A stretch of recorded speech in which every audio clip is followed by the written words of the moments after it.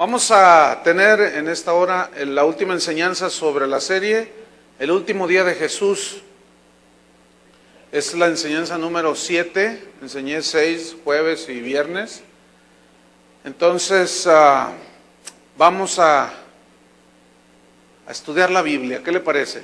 El tema se llama la resurrección de Cristo, mito o realidad. La resurrección de Cristo es una realidad, es el acontecimiento más extraordinario, más maravilloso en la historia, o es el engaño más perverso y desalmado que se haya anidado en la mente de las personas. De todas las religiones existentes, solo el cristianismo proclama tener vacía la tumba de su fundador. Cuando se hacen las procesiones a Israel, la gente va paradójicamente a ver una tumba vacía, porque allí no está. Y Abraham, por ejemplo, él fue el padre del judaísmo, él murió en el año 1900 antes de Cristo aproximadamente, y nadie ha dicho que Abraham resucitó.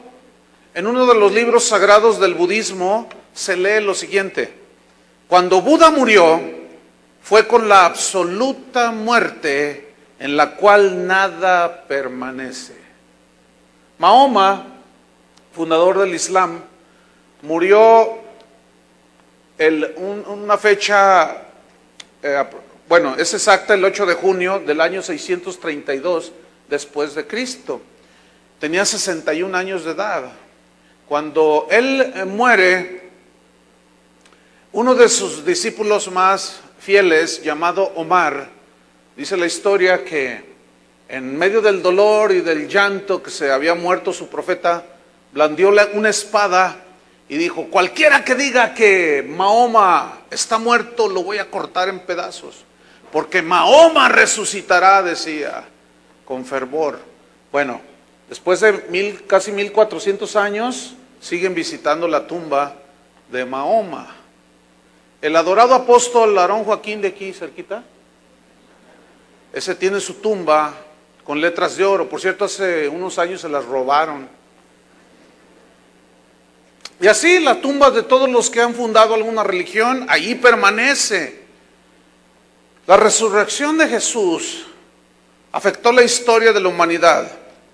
La dividió en antes y después de Cristo.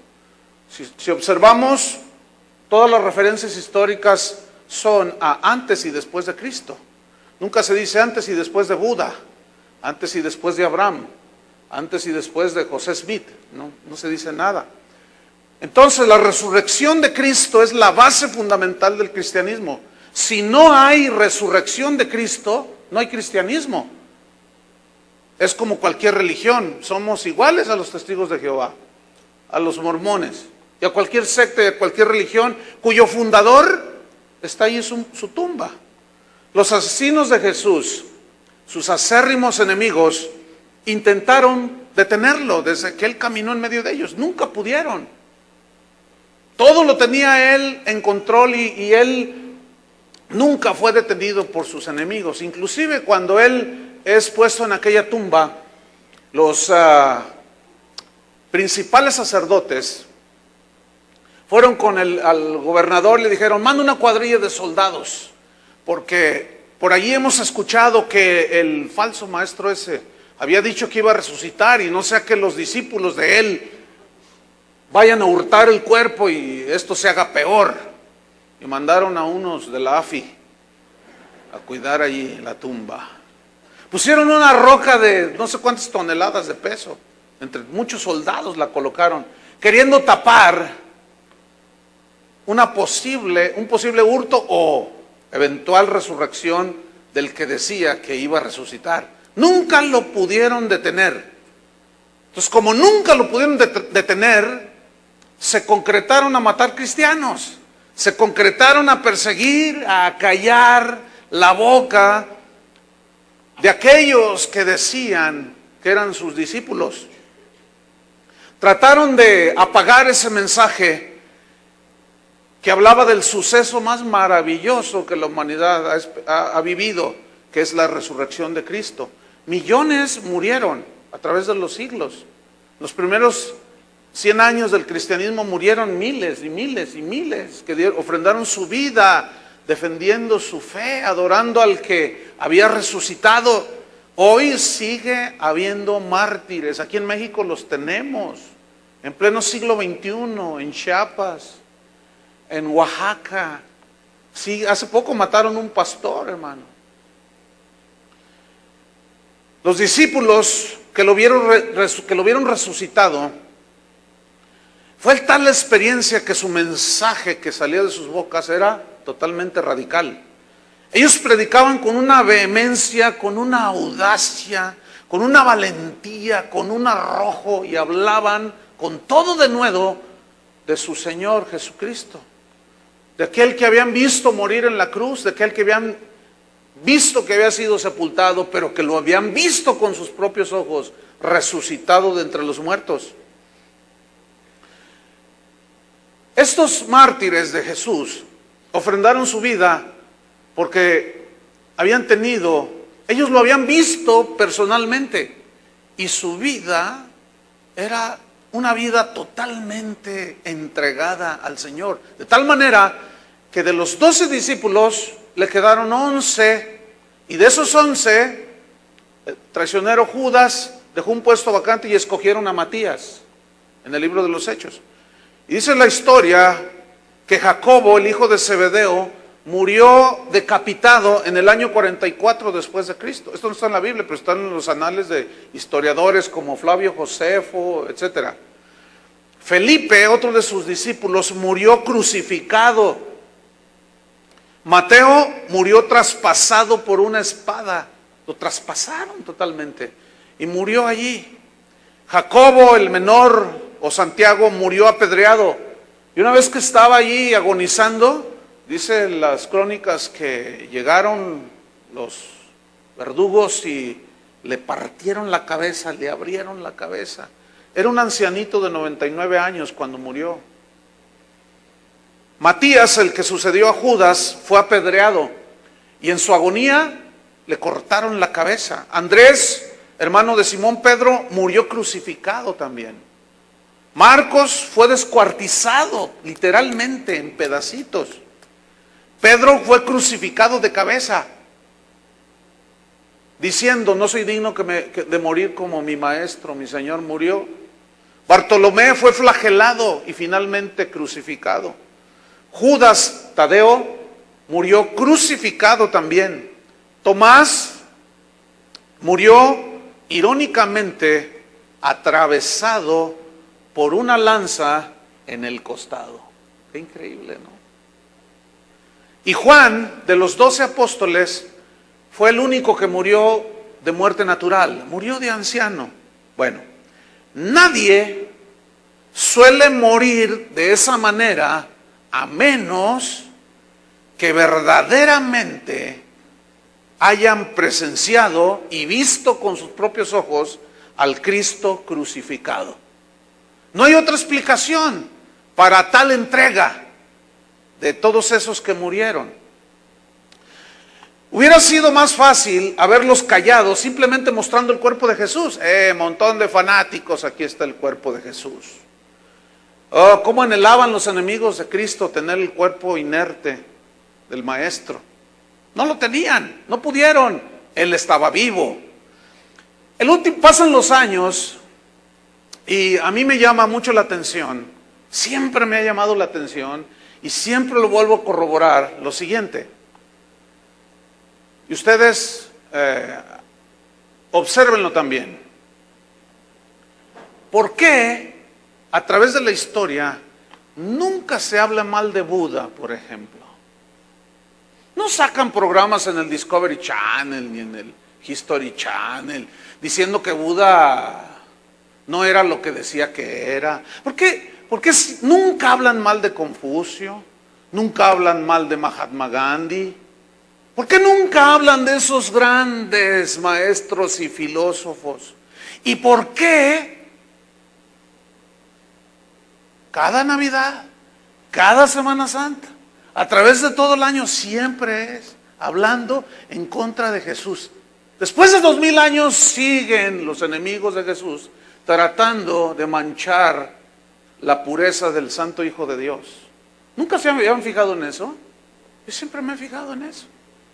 Hoy en Semana Santa, ayer estaba viendo un programa que decían que Cristo no había resucitado y que probablemente no sé qué, y que probablemente quién sabe qué, y que la comadre dijo que probablemente no sé qué, y que el compadre no sé qué, y puro no, quién sabe, posiblemente, a lo mejor. El último intento de negar la resurrección de Cristo fue hace un año precisamente, por medio de un director de cine, el que dirigió la película tan galardonada Titanic, James Cameron.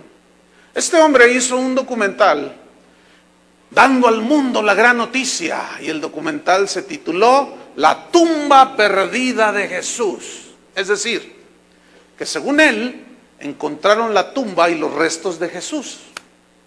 Lo que sucedió fue que en el año 1980, el siglo pasado obviamente, un arqueólogo israelí, o mejor dicho, estaban haciendo unas excavaciones y encontraron una tumba. Y en esa tumba, allí en Jerusalén, encontraron 6 osarios, que son unas como cajas labradas de piedra, donde metían los restos de los huesos, no eran muy grandes, de los que morían, ¿sí? Ahí los guardaban. Y cada uno de esos 6 osarios tenía nombres que decían, inscripciones que decían, aquí yace José. Había otro osario que decía, aquí yace María. Había otro osario que decía, aquí yace María Magdalena, o sea, María la esposa de José, la mamá de Jesús. Aquí yace María Magdalena. Luego había otro osario, encontraron que decía también, el cuarto, decía, aquí yace Mateo. Luego encontraron otro que decía, aquí yace Jesús. Y un sexto decía, aquí yace Judá, hijo de Jesús. Entonces estos hombres sabios, James Cameron, con una sabiduría impresionante, dijo, al fin se descubrió la verdad. Y comenzó a decir que el osario que decía Jesús pertenecía a Jesucristo. Y luego comenzó a decir que María Magdalena era la amante de Jesús, la mujer de Jesús, y que el osario donde decía, aquí yace Judá, hijo de Jesús, era el hijo de Jesucristo con María Magdalena. Bueno, su teoría se hundió como el Titanic se hundió en su primer viaje. Así fue. Ahora, ¿sabía usted que esos nombres, Jesús, mire, es la versión griega de Josué, que es del hebreo, y traducido al griego es Jesús? Bueno, los nombres de Jesús, Mateo, María, José, eran muy comunes, como aquí. ¿Cuántos Panchos hay? A ver, levanten la mano los Panchos. Pues no hay muchos. Los Chuyes, ¡ay! Hay un montón de Chuyes. Esos se los encuentro unos tirados hasta en la calle. Aquí dicen Chuy y media congregación voltea. Eran nombres muy comunes, lo cual no prueba absolutamente que haya encontrado esos osarios. Había muchos que se llamaban Mateo, José. ¿Sabía que en la Biblia hay uno que se llama Jesús? ¿Cuántos sabían? Levanten la mano. 1, 2, 3, 4, 5, 6, 7 nada más. Los demás no leen la Biblia. Hoy se los voy a leer, para que vean que existía otro que se llamaba Jesús, pero no era Jesucristo. Entonces, lo cual comprueba que el nombre era muy común. Vamos a Colosenses capítulo 4, versículo 9. Colosenses 4, 9. Dice aquí, con Onésimo, amado y fiel hermano, que es uno de vosotros. Todo lo que acá pasa os lo hará saber Onésimo. Es una carta que escribió Pablo a los cristianos de Colosas. Versículo 10, Aristarco, mi compañero de prisiones, os saluda. Y Marcos, el sobrino de Bernabé, acerca del cual habéis recibido mandamientos. Si fuere a vosotros, recibidle. Versículo 11.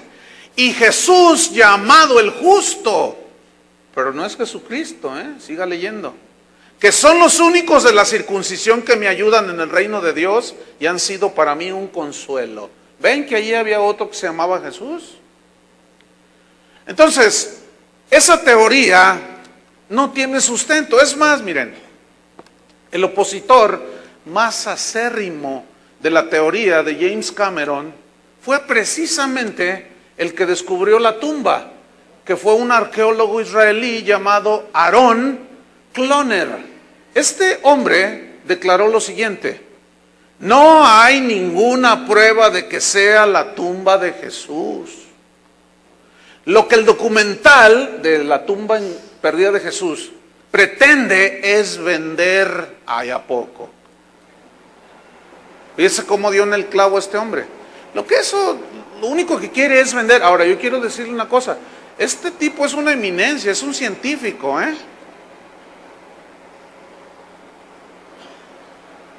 Es un científico que está aseverando y asegurando que no hay ni el mínimo sustento científico ni arqueológico de que era la tumba de Jesús, porque los nombres eran muy comunes. Coincidencia, pues es como, ¿cuántos han visto su nombre? ¿Cuántos sinónimos hay de tu nombre? Una vez, fíjese, dice mi hermano Carlos, que fue a predicar creo que fue por allá en Acapulco, más o menos por ahí, ¿no? Entonces el pastor o alguien ahí comenzó a decir, tengan mucho cuidado porque anda uno ahí falso, enseñando falsas doctrinas. Se llama Carlos Olivares y él estaba allí. Y entonces se quedó así como que, pero era otro Carlos Olivares. El otro día me encontré con una Vicky Olivares y resultó una pintora argentina. Y Chuy Olivares, aquí hasta hay una señora que se llama Chuy Olivares, imagínense. O sea que esos nombres es una coincidencia tremenda. Conocí a un hombre que lo detuvieron en la frontera, o sea, mejor dicho, en los Estados Unidos, porque su nombre era con nombre y apellido de uno que estaba en la lista negra ahí de la CIA. Y lo detuvieron y bueno, finalmente lo soltaron. Entonces, eso nada comprueba de que hayan encontrado esos osarios y nada comprueba de que porque tenían los nombres. Entonces, este científico dice, no existen pruebas contundentes. Lo único que quería este hombre es vender, que fue lo que hizo Dan Brown con su famosísima novela del Código Da Vinci, donde precisamente él, su teoría también, era que María Magdalena era la mujer de Jesús, nada más que allí dijo Dan Brown que fue una hija la que había tenido, y dice que fue un hijo. Total, ven, ahí ya hay una contradicción. Entonces, a través de los años, los embates de desprestigio hacia la persona de Jesús, su santidad, su integridad, su divinidad, siempre han sido resistidos y serán resistidos. ¿Por qué? Porque al paso del tiempo se hace más sólida y fuerte la realidad de la resurrección de Cristo. Cristo, después de que resucitó, apareció a muchas personas. La Biblia narra, por ejemplo, en el Evangelio de Marcos capítulo 6, versículo 9 al 11, donde precisamente se le aparece a María Magdalena. Dice ahí el Evangelio de quien Jesús le había expulsado 7 demonios. Ella había estado en una situación terrible. Y cuando ella ve a Jesús, el verbo ver ahí es una palabra griega que significa ver objetivamente, es decir, literalmente. No fue una visión, no fue un sueño, fue como usted me está viendo a mí y como yo lo estoy viendo a usted. Pues cuando María Magdalena ve al Señor resucitado, Jesús le dice, ve y dile a mis discípulos que he resucitado. Entonces dice que corrió María Magdalena y llegó al lugar donde estaban los discípulos y estaban todos tristes y llorando. Imagínense a Pedro allá en un rincón, a Tomás por allá todo, no, pues yo ya sabía que no, ya ve que él era medio incrédulo. Entonces entra María Magdalena y les dice, el Señor ha resucitado. Y dice ahí en el Evangelio que no le creyeron. Posteriormente, en el Evangelio de Mateo capítulo 28, versículos 9 y 10, habla de unas mujeres que fueron a ungir el cuerpo de Jesús, que fue donde Chuy García tomó el pasaje para componer el canto de los tambores. Es que no sé cómo se llama el canto.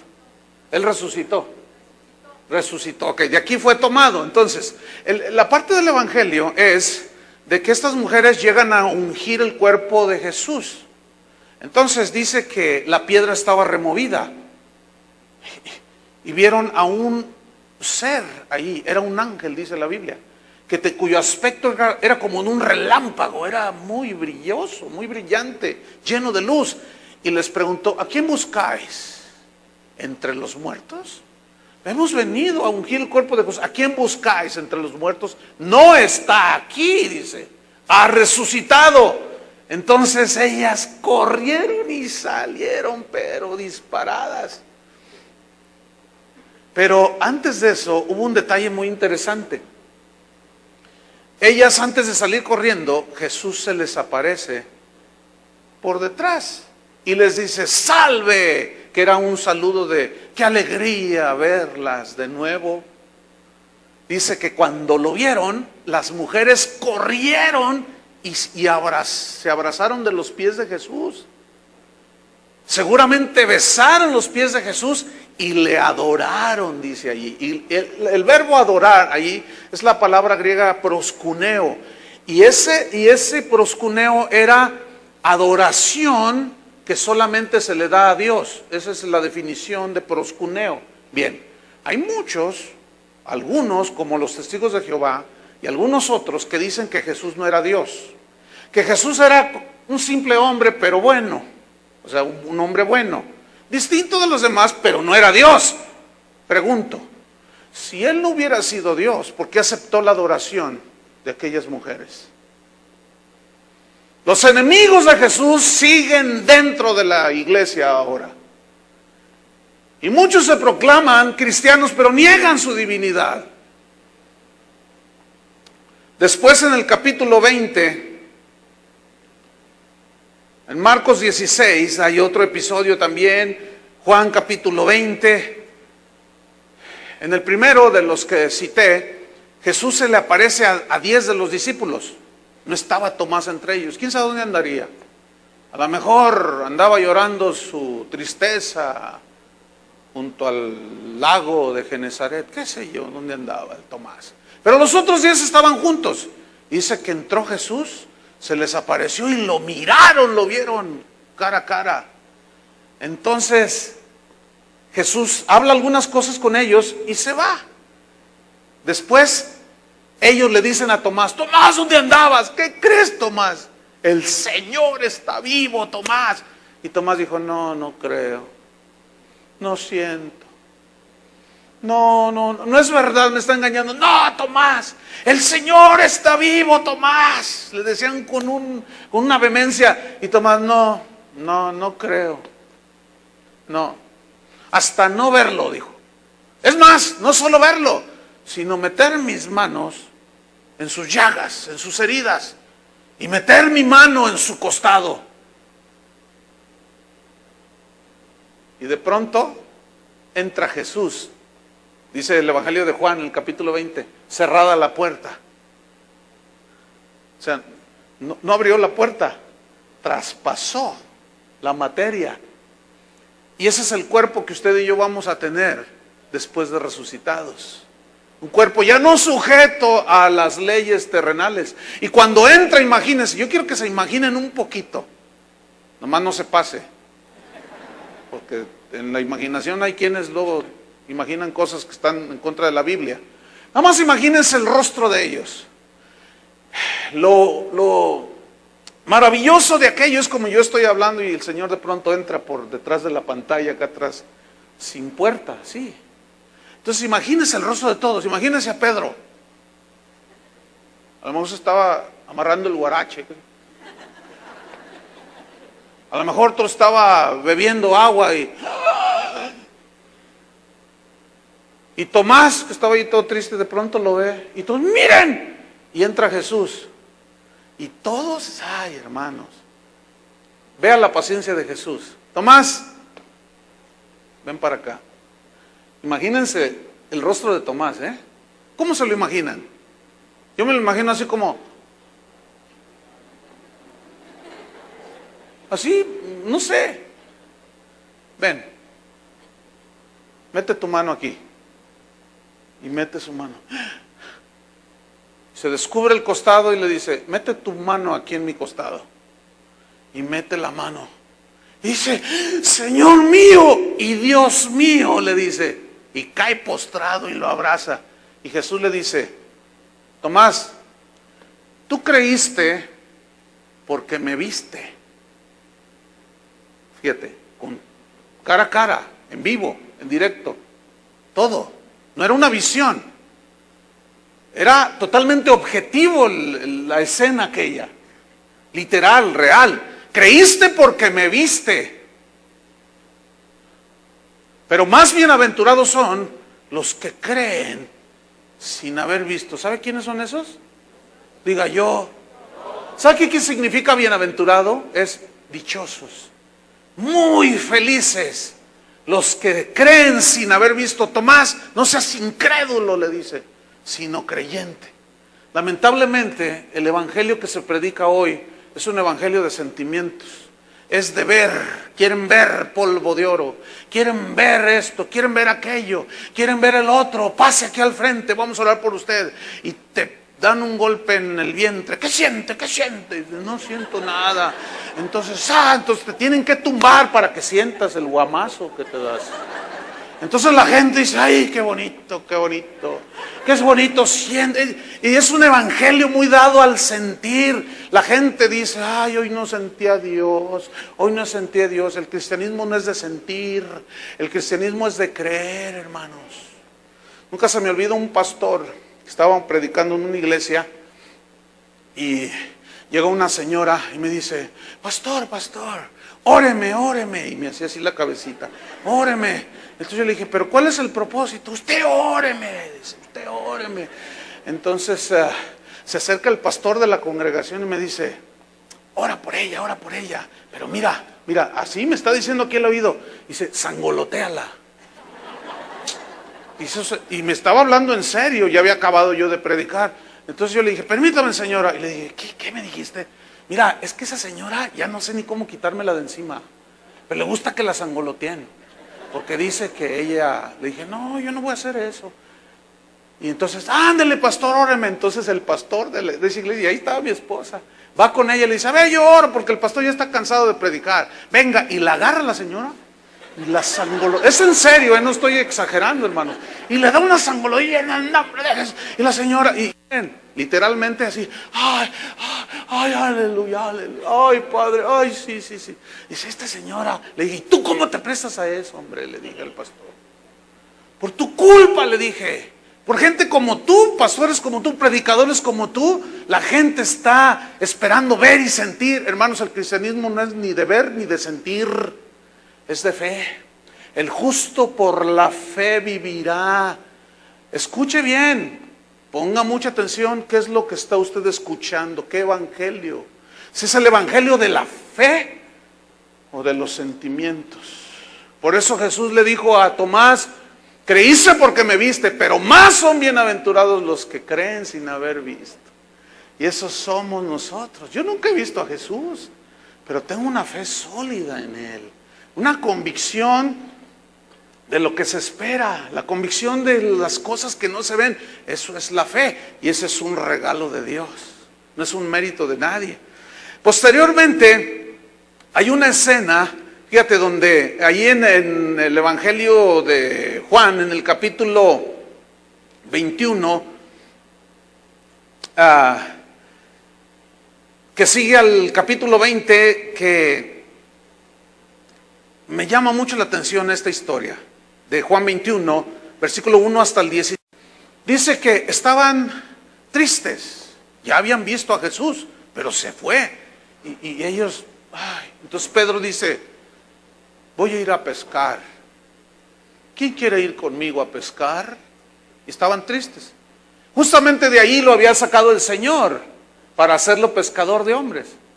Pero ahí es donde se mira otra vez la fragilidad humana, pero también la paciencia de Jesús. ¿Quién quiere ir conmigo a pescar? Vamos, te acompañamos, dijeron. E iban otros 6 de los discípulos.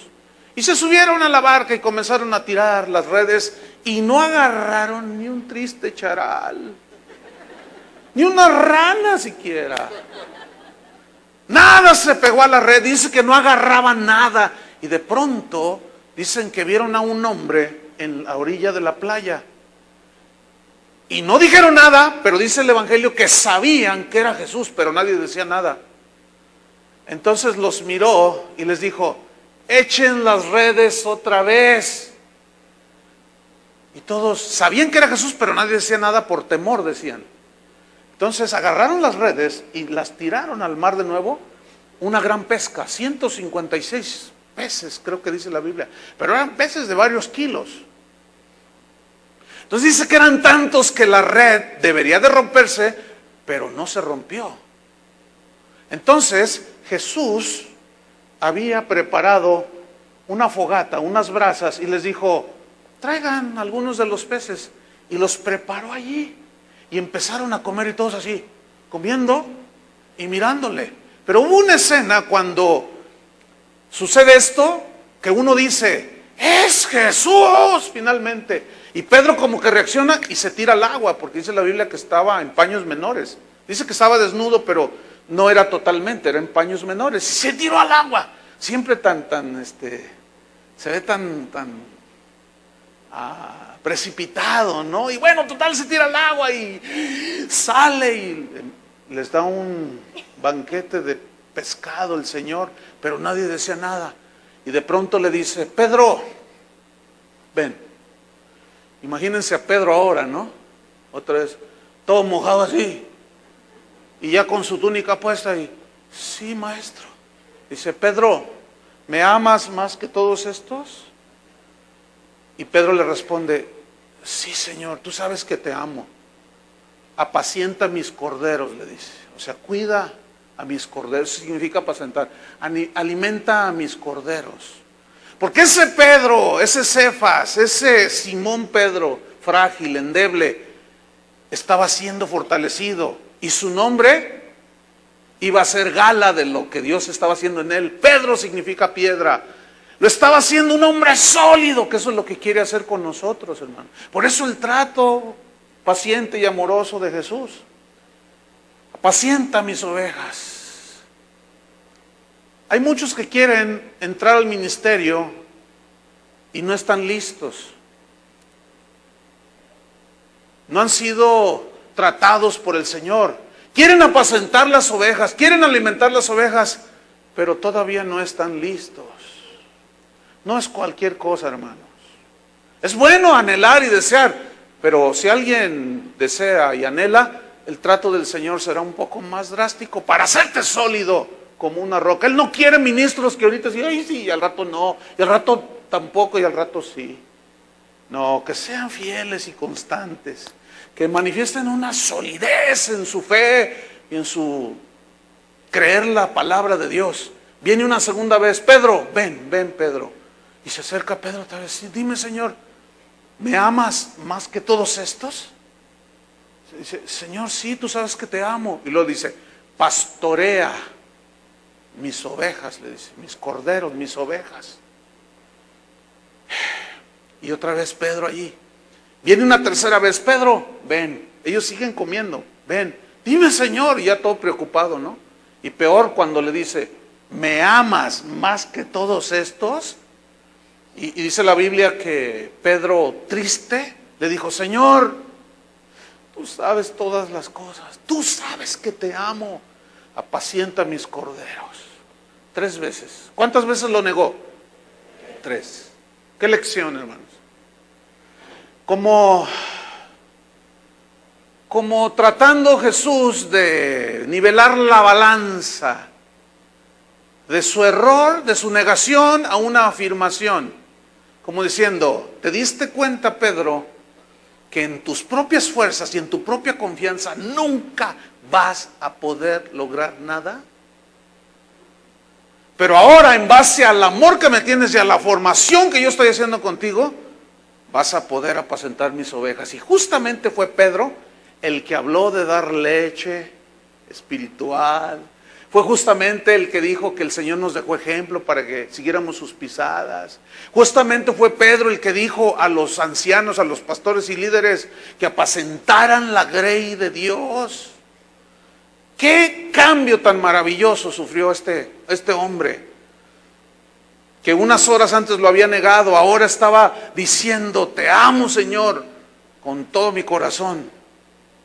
Después en Hechos capítulo 1, versículo 10 y 11, es la escena cuando Jesús es alzado, dice. Y todos se quedan mirando, tristes, qué sé yo, porque el Señor se iba. Pero dice la Biblia que ángeles les dijeron, ¿qué estáis viendo, varones galileos? Este mismo Jesús que veis ir al cielo, así mismo vendrá. Escuchen, ahí está la única promesa que falta por cumplir Jesús. Ahora, reflexionemos. Si cumplió todo lo que la Escritura y todas las promesas que él hizo, ¿creen que cumplirá la última? Claro, por supuesto. Así lo verán venir. Nosotros, hermanos, es muy posible, no lo sé, pero es muy posible, estamos más cerca, esta generación, de ver lo que ellos no vieron. Ellos vieron la primera venida de Jesús y lo vieron resucitado cara a cara.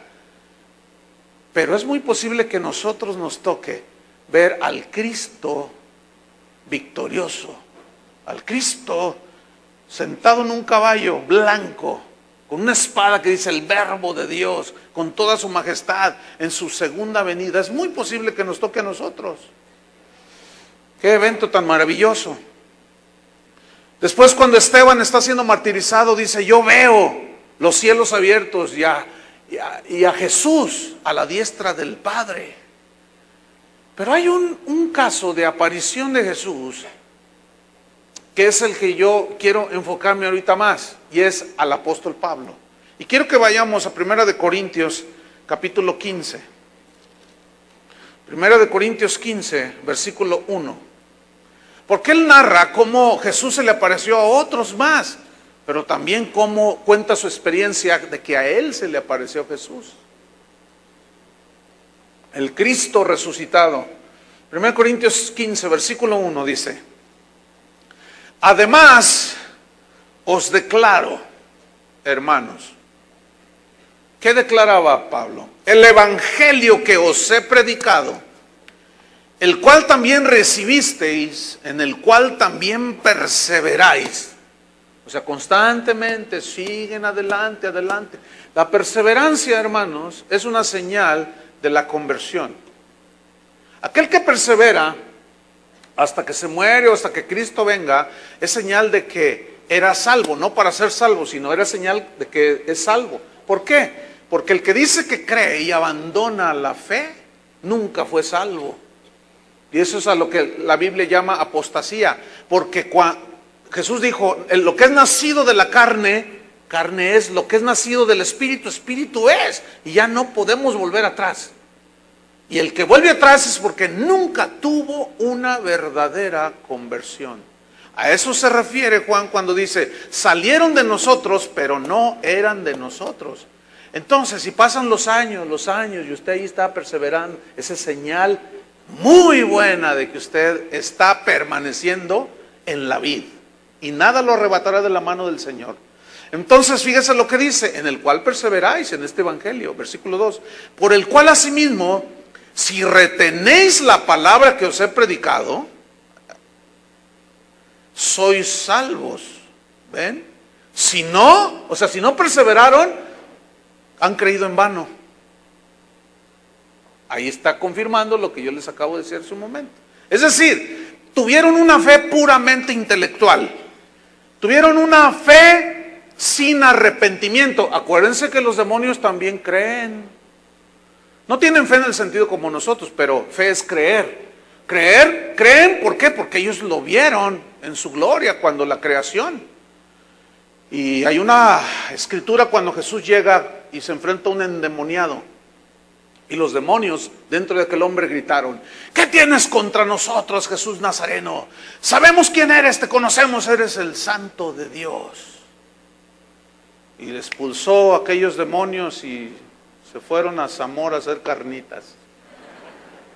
Metieron a los cerdos y se despeñaron.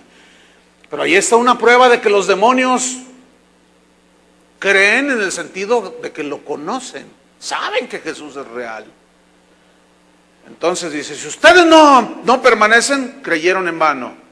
Ahora, versículo 3 dice: porque primeramente os he enseñado lo que asimismo recibí. Y aquí hay varios principios. Número 1, enseñé lo que recibí. Es decir, que el verdadero ministro de Dios no da su propio mensaje, sino el mensaje que se le encomendó, el mensaje del Evangelio.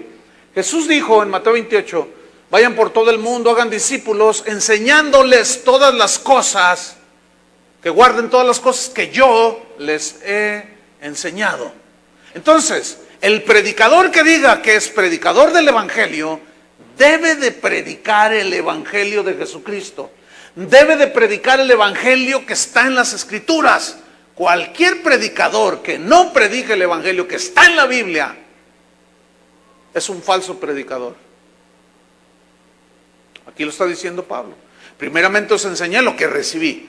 Ahora, yo quiero hacer una anotación. El vocablo primeramente se tradujo de una palabra protos, que significa en orden de importancia. Y esto es muy interesante, porque este texto nos va a comprobar lo que yo les he venido diciendo durante muchas reuniones. ¿Cuál es la centralidad del mensaje cuando se le habla a la gente que no conoce a Cristo? ¿Qué es lo primero que se le debe de decir? ¿Cuál es el orden de importancia? Déjeme ilustrárselo. ¿Cuál es el orden de importancia en su vida de usted, varón? ¿Los vecinos de enfrente o su esposa y sus hijos? Usted dice: ay, pastor, pues por favor, ¿verdad? Pues por lógica, mi esposa y mis hijos. Ese es el orden de importancia. Entonces, ¿usted por quién trabaja y se esfuerza? ¿Por su compadre y el vecino de enfrente? No, por su esposa y sus hijos. Ese es el orden de importancia. Ahora, ¿cuál era el orden de importancia y cuál debe ser el orden de importancia en el mensaje? Ahí te lo dice en el versículo 3. Lo que recibí, ¿qué? Que Cristo murió por nuestros pecados conforme a las Escrituras. ¿Cuál fue la razón de venir Cristo a esta tierra? ¿Cuál fue? ¿En orden de importancia? Dígalo fuerte. Entonces, cuando alguien le quiere predicar a una persona de Jesucristo, supuestamente, y le dice: mira, Cristo vino al mundo porque Él te quiere dar una buena esposa. Está mintiendo. Está violando el orden de importancia. Cuando un predicador hace una campaña o convocan y hay gente que no es cristiana y dice: sabes que Cristo vino al mundo para darte un buen negocio y que seas un hombre exitoso, esa es una herejía, esa es una falsa, es una mentira. A eso no vino Cristo, por el amor de Dios, hermanos. Ustedes piensan, o mucha gente cree, que Jesús sufrió todos los golpes, la humillación, el desgarrar su carne con los latigazos que le dieron para darte un negocio exitoso. Lo he dicho 20,000 veces y es 20,001. No me cansaré de enfatizarlo. ¿Por qué? Porque mucha gente está siendo engañada, hermanos, por los falsos maestros. Y obviamente la gente quiere sus casas, quiere sus carros, quiere su marido, quiere su novio, quiere su negocio, quiere todo. Ay, sí, el Señor me lo da. ¿Por qué creen que Jesús trató con una severidad a aquellos que les había dado gratis peces y panes? ¿Por qué los trató con tanta severidad? Cuando al siguiente día, después de que comieron gratis, fueron y lo buscaron y lo encontraron al otro lado del mar. Maestro, Rabí, ¿dónde habías estado? Te hemos estado buscando. Y Jesús los mira y dice, ustedes me buscan por lo que les di ayer. Por eso me están buscando ustedes, porque comieron y se saciaron. Y como yo les expliqué en una anterior enseñanza, ese verbo comieron y se saciaron en el griego significa comieron como animales, por eso se ofendieron. No, la traducción está muy leve. Pero si usted va al idioma en el que se escribió el Nuevo Testamento, va a descubrir, eso les dijo, por eso ofendieron, dijeron, ¡ah! Dice, ustedes no me vienen a buscar a mí como persona, como el Hijo de Dios, vienen porque quieren su desayuno. ¿Cuánta gente es atraída a las famosas esas campañas con el lema, venga a recibir su milagro? Cuando ese no es el propósito por el cual vino Jesucristo a la tierra. El propósito, en orden de importancia, está ahí. ¿Cuál fue? Que Cristo murió por nuestros pecados. Lo demás, hermanos, es añadidura. Por eso nuestro mensaje debe ser Cristo central. Y las añadiduras, deje que el Dios le añada al que quiera y como quiera. ¿A cuántos les ha añadido el Señor? Pero no andamos detrás de eso, andamos detrás de Jesús. Y si Él nos añade, que nos añada como Él quiera. A unos les da más que a otros los mantiene del pan necesario, porque sabe que si les da más se le van. Y eso es por amor. ¿Por qué? Porque el Señor está más interesado en tu alma, en tu espíritu, que en tu bienestar terrenal. Aunque aquellos falsos digan lo contrario, son mentirosos. Eso no es mi mensaje.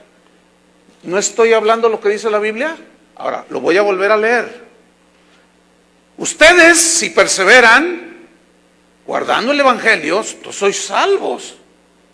3, porque primeramente os he enseñado lo que asimismo recibí, que Cristo murió por nuestros pecados conforme a las Escrituras, y fue sepultado y resucitó al tercer día conforme a las Escrituras. Pablo era voy a utilizar la palabra, un fanático de las Escrituras. Yo quiero ser un fanático de las Escrituras. Debemos de ser fanáticos de las Escrituras. Si no está, no lo crea.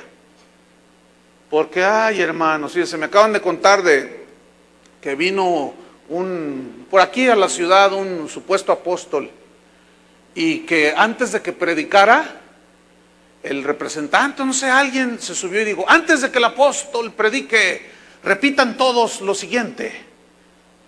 Esto sucedió aquí en la ciudad hace unos días, ¿Qué era lo que tenían que repetir? Todo lo que diga el apóstol. Y luego todos, todo lo que diga el apóstol. Digo, repítanlo, todo lo que diga el apóstol.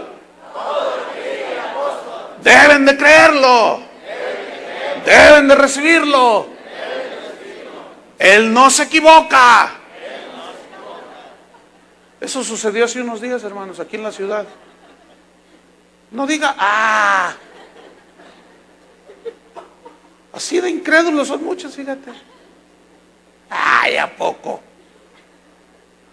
Y obviamente después dijo, claro, todo está planeado. Aquí hay 50 personas que van a traerme 10,000 pesos cada una. Entonces dice una señora que estuvo allí, dijo, lo más terrible fue que pasó la gente a llevarle al apóstol. Hermanos, eso no es bíblico. Esos son ladrones. Han hecho del Evangelio de Jesucristo lo que se les ha dado su gana. Mira, los periodistas de TV Azteca, ahora en la Semana Santa, salió en la televisión, salió en el noticiero. Fueron allí a los que venden empanadas a las afueras aquí de de la catedral, vamos, pues. Entonces le preguntan a un vendedor, oiga, ¿y usted por qué vende empanadas? Dice, bueno, pues ¿por qué vende? No, pues es que la gente le gusta. No, pero ¿por qué vende? ¿Cuál es la razón? Dice, pues porque Cristo partió el pan. Oh, por eso venden empanadas. Leí la crónica y también salió en la televisión de que aquí en San Martín de las Flores, ya ven que hacen una representación de la pasión de Cristo. Pero resulta que se andaban peleando ahora los actores. Porque no daban chance a los otros, ya tenían una familia como 50 años adueñándose de la representación. Entonces van los de TV Azteca y le dicen, oiga, pues déle chance a los otros. ¿Por qué usted ya tiene casi 50? Ya hizo un monopolio aquí con la fiesta esta, que es de todos. Dice, no, pues es que luego, ¿qué hago con tantas empanadas? Le dice, entonces es el negocio. Bueno, dice, bueno, pues es para celebrar. El negocio. Como el de James Cameron, como el de Dan Brown, como el de Caifás. ¿Sabe por qué Caifás odiaba a Jesús? Porque él era el que controlaba a todos los que vendían y cambiaban dentro del templo. Y cuando Jesús entró y con un látigo volteó todo, porque el celo de su casa lo consumía, Caifás se enojó porque me va a echar abajo el negocio. Y detrás de Caifás estaba su suegro Anás, que era el que en realidad controlaba, era un viejo avaricioso que había sido sumo sacerdote. Y dice las crónicas históricas de aquel tiempo que eran riquisísimos. Traían hasta jet privado a costa de la fe de la gente, con un supuesto predicar el evangelio, mentirosos. Pero esa es su recompensa. Sigo leyendo. Versículo número 5. Dice, y apareció, o sea, Cristo murió conforme a las Escrituras, y apareció a Cefas, o sea, Pedro, y después a los 12, o sea, incluyendo a Matías. Después apareció a más de 500 hermanos a la vez, de los cuales muchos viven aún y otros ya duermen. Duermen aquí significa murieron. Ya habían pasado 25 años después de que Jesús había resucitado, hasta esta fecha, cuando dice que se aparecieron a más de 500 hermanos. Unos ya se habían muerto, pero otros seguían siendo testigos vivos de la resurrección de Jesús. Y su mensaje por eso era es que Cristo, por eso era tan, no me importa que me mate, no me importa, porque ellos lo habían visto. Pero luego dice en el versículo 7, después apareció Jacobo, o Santiago, después a todos los apóstoles. Y aparecer es el término griego optanomai, que habla de un ver objetivo. Es donde se traduce óptica o el ojo óptico que decimos, ¿no? El nervio óptico, que es el que hace que podamos ver literalmente las cosas. Y fíjate el versículo 8, y al último de todos, como a un abortivo, dice, como algo que ni siquiera se formó en el vientre de su madre. Lo peor, lo que nadie quiere ver ni tomar en cuenta, como un abortivo, me apareció a mí. Y me apareció, lo vi claramente, con sus propios ojos, lo vio. Iba camino a Damasco, ¿se acuerdan? Persiguiendo a los cristianos, y de repente dice la Biblia, que vino como un resplandor y cayó al suelo, y dijo, ¿quién eres, Señor? Le dice, y Jesús le responde, yo soy Jesús, al que tú persigues. Dura cosa te es dar coces, puntapiés contra el aguijón. Señor, ¿qué quieres que yo haga? Miren, este caso de Pablo echa por tierra una de las objeciones que ponen los enemigos de Cristo, que es la siguiente. Todos esos discípulos estaban manipulados en su mente.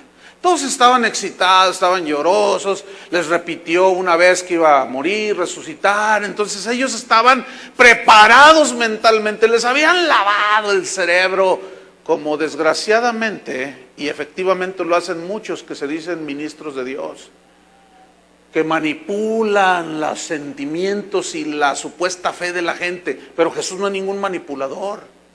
No, Él les hablaba con la verdad. Jesús nunca nos va a echar una mentira.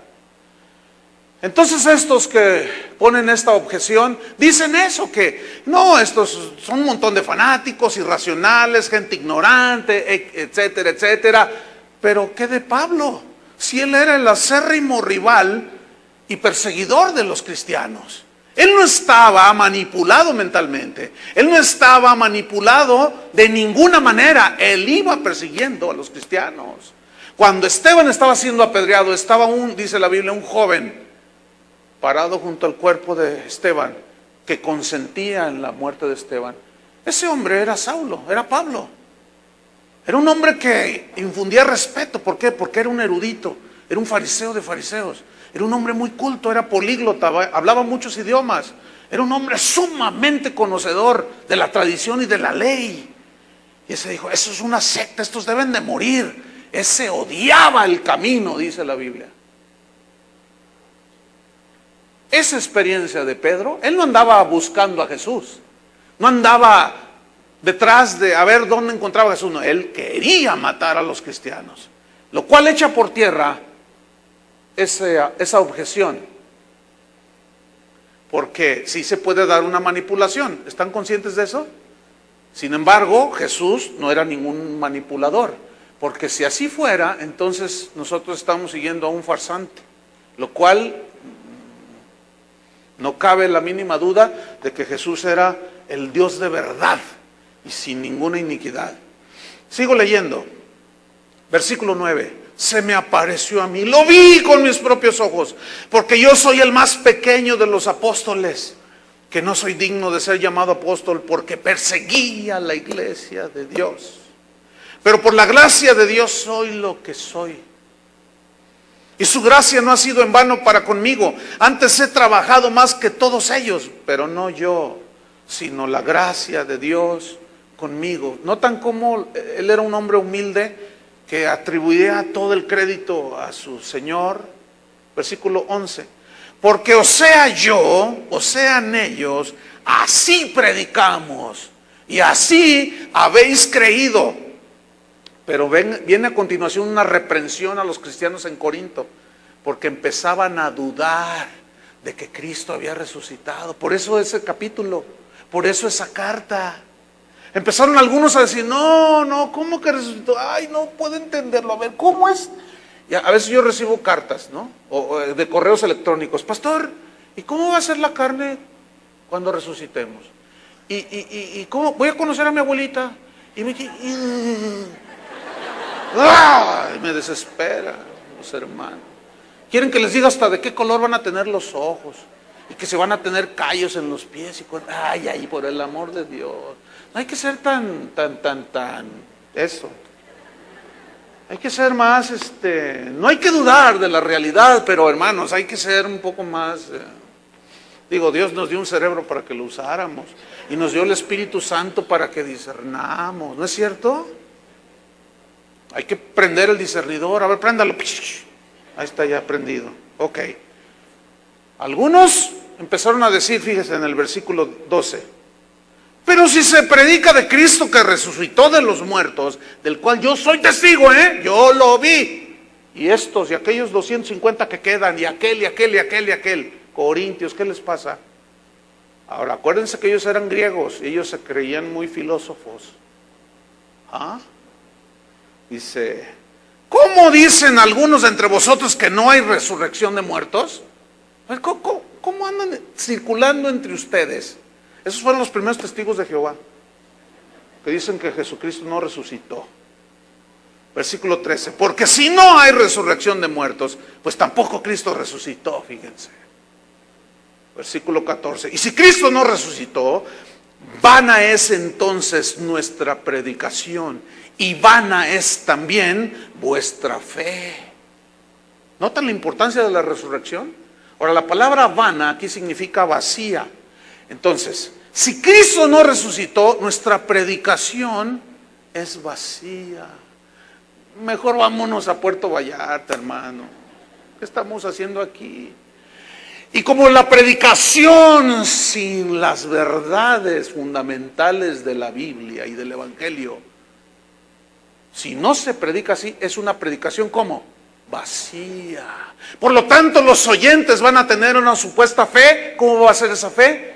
Vacía. Por eso muchos se desconciertan cuando vienen las pruebas de la fe, porque como no tienen solidez por la palabra, porque las predicaciones que escuchan son vacías, que Abraham Lincoln dijo, que John Maxwell dijo, que quién sabe quién dijo, que el otro aquel dijo, que el profeta de aquel dijo. ¿Y qué dijo Jesús? A mí qué me importa que digan los sabios del mundo lo que digan. A mí me interesa lo que dice Jesús. ¿Cuánto les interesa lo que dice el Evangelio? Bueno, para que nuestra fe sea sólida tenemos que comer alimento sólido. Por eso Pablo y Pedro decían, les predicamos lo fundamental. Lo demás, sí, Dios nos bendice, Dios nos cuida, pero eso no es el mensaje central, hermanos. El mensaje central que debe de sostenernos es: Cristo murió por mis pecados y resucitó para mi justificación. Amén. Entonces, vámonos sobre el final. Si entonces nuestra predicación es vana, nuestra fe también, y somos hallados 15 falsos testigos de Dios, porque hemos testificado de Dios que Él resucitó a Cristo, al cual no resucitó, si en verdad los muertos no resucitan. Porque si los muertos no resucitan, tampoco resucitó Cristo. Y si Cristo no resucitó, vuestra fe es vana, lo vuelve a enfatizar, es vacía, sin sentido. Aún estáis en vuestros pecados. Más adelante les dice, si Cristo no resucitó, comamos y bebamos. Hagamos todo lo que todo mundo hace, que al cabo una vez ya muertos ya no hay más. Ya no hay que darle cuentas a Dios. No, dice, no se dejen engañar. Hay gente que dice que es de Dios y no creen en el infierno, hermanos. No creen en el cielo, en el reino de Dios venidero. Dicen que ya estamos viviendo ahorita el reino de Dios. Cuánta herejía. ¿Cuántos se quieren quedar a vivir en este mundo? Ay, no. ¿Cuántos odian este mundo? ¿Cuántos se sienten intranquilos en este mundo? Yo. Y leo los periódicos y más insatisfecho estoy. Pero gracias a Dios que tenemos lo que viene a continuación, fíjense. Entonces también los que durmieron o murieron en Cristo perecieron en sus pecados. Y entonces, de una manera irónica, dice Pablo, si en esta vida solamente esperamos en Cristo, Él es nuestra única esperanza, entonces somos los más dignos de conmiseración de todos los hombres, somos los más miserables de todos los hombres. ¡Qué locura! Imagínense, los que no entienden esto, ¿verdad? Te ven salir el jueves, el viernes, el sábado y el domingo con tu Biblia y dicen, esto es de plano. Yo me iría al Acapulco. Están locos. Estos están locos. ¿Cuántos han dicho que están locos? Pues es la verdad. Esto es un manicomio. A ver, levanten su mano los locos.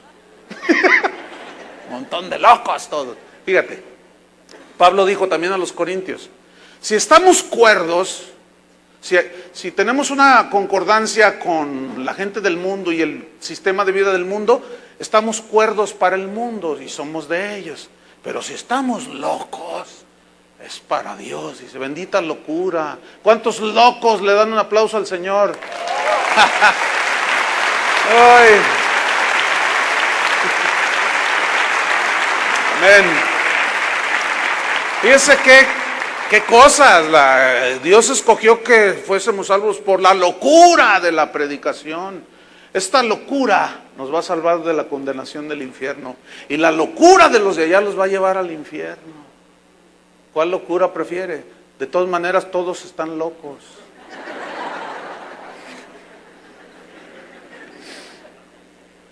Ay, más. Versículo 20, más como Cristo ahora ha resucitado de los muertos, primicia de los que murieron es hecho.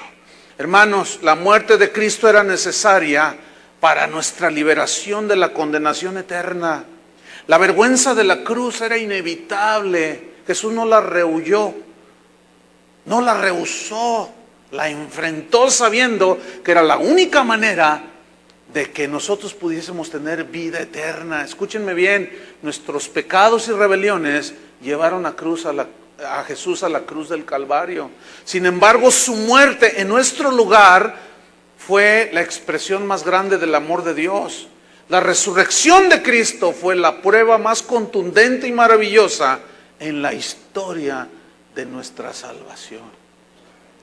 Es decir, que su muerte, su sufrimiento, su sangre derramada borró nuestros pecados, y su resurrección nos aseguró la vida eterna y el triunfo sobre la muerte. Porque más abajo dice: oh muerte, ¿dónde está tu aguijón? Sorbida es la muerte en victoria. ¿Dónde está, oh muerte, tu aguijón? ¿Dónde está? Mas como Cristo ha resucitado, hermanos, esta es la esperanza que nosotros tenemos. El problema es que muchos viven como si Cristo nunca fuese a venir. Termino con esto. Hay una en Isaías 53, donde dice: le tuvimos por azotado, por herido de Dios y abatido, le menospreciamos. En el hebreo significa no lo valoramos. Y muchos hijos de Dios, o algunos que se dicen hijos de Dios, gente que oye el Evangelio, no ha valorado lo que Jesús hizo en la cruz del Calvario. No lo han valorado. Dicen que creen, pero con sus hechos lo niegan. Viven como si Jesús no fuese a venir. Viven como si Jesús fuese Aarón, el de la provincia, que está en una tumba. Hermanos, Jesús es real. Conste, ya se los dije y ya lo escucharon. Nadie tiene excusa para esto. Pero cada quien, hermanos, unos valoramos el sacrificio de Cristo y no queremos hacer del altar de Dios un circo de 3 pistas. Pero para nada, Dios nos guarde de eso. Otros no. ¿Qué prefiere usted, hermano?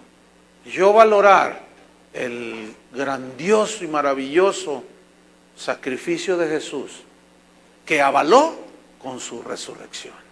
Amén. Póngase de pie.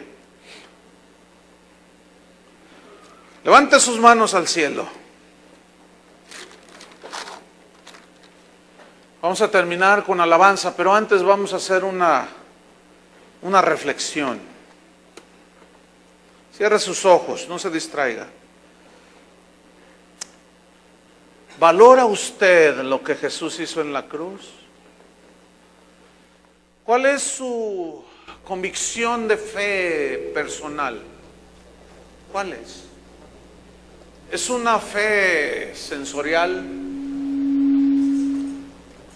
¿Es una fe de los sentidos solamente? ¿Cómo es su valor, su valorización de lo que Cristo hizo en la cruz? ¿Cómo es, hermano? Algunos tal vez deben de seguir lo que la Biblia dice. ¿Qué dice la Biblia? Que se examinen si están en la fe. Pero los que hemos recibido la salvación, los que hemos creído que Jesucristo es el Dios que se encarnó y vino y murió por nosotros y ha resucitado, démosle gracias a Él. Levanta tus manos al cielo y dile: gracias, Señor. Gracias por todo lo que estás haciendo. Gracias por lo que hiciste en la cruz del Calvario. Gracias porque tu victoria, Señor, nos ha dado victoria. Gracias porque tu poder, Señor, el poder de Dios se manifestó en aquella tumba. Aquellas mujeres fueron a ungir el cuerpo de Jesús y el mensaje del ángel fue: ¿a quién buscáis? ¿A quién buscáis? ¿Por qué buscáis entre los muertos al que vivo está.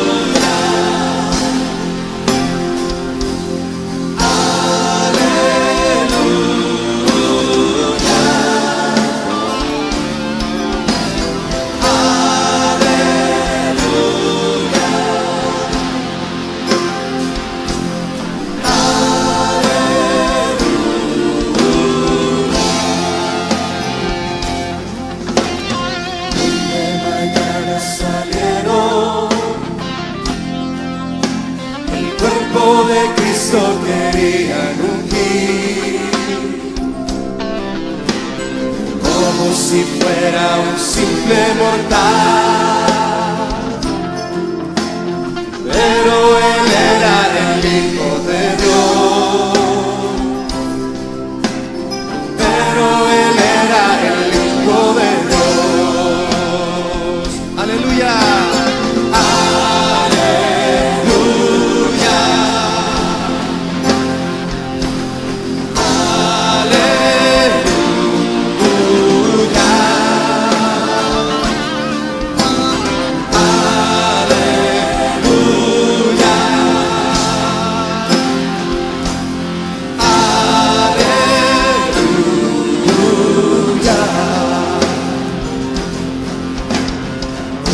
Mañana salieron,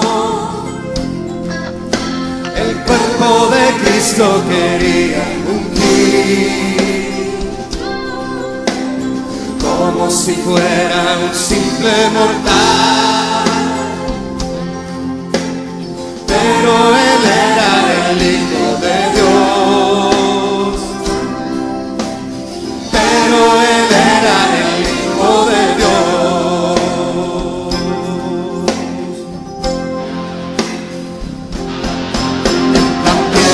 Estaba más en su lugar, la tumba vacía fueron a encontrar, y una gran voz se dejó escuchar: ¿por qué buscáis en los muertos al que vivo está? Vamos a proclamar juntos: resucitó de los muertos, démosle gloria y poder, y proclamemos a una gran voz: Él resucitó, resucitó de los muertos, démosle gloria y poder, proclamemos a una gran voz: Él resucitó, resucitó, resucitó de